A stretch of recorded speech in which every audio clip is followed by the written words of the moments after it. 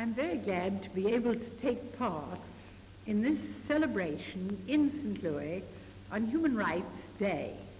Ever since the Declaration of Human Rights, the Universal Declaration of Human Rights, was passed in Paris in 1948 on December the 10th, we have fostered the observance of this day not only in the United States, but throughout the world. The object is to make people everywhere conscious of the importance of human rights and freedoms. The reason for that is that these are spoken of and emphasized in the Charter of the United Nations, and the Declaration was written to elaborate the rights already mentioned in the Charter, and to emphasize also for all of us the fact that the building of human rights would be one of the foundation stones on which we would build in the world an atmosphere in which peace could grow.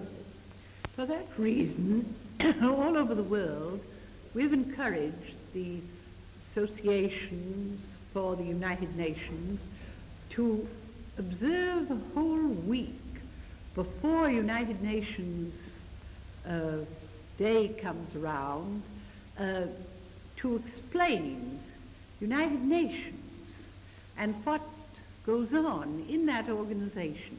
And when we come to the celebration for human rights, we try to particularly have people study the Declaration so that they will really understand what were considered to be the most essential rights for all people to have throughout the world.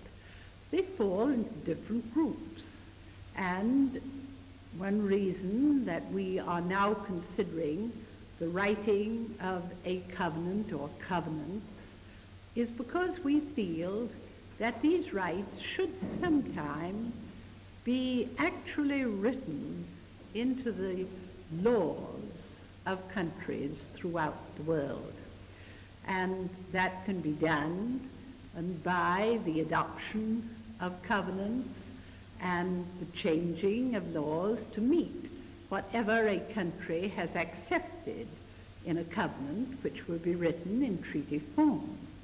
These things must be well understood, because even though you accept treaties and countries ratify those treaties, the real change which must give to people throughout the world their human rights must come about in the hearts of people. We must want our fellow human beings to have rights and freedoms which give them dignity and which will give them a sense that they are human beings that can walk the earth with their heads high and look all men in the face.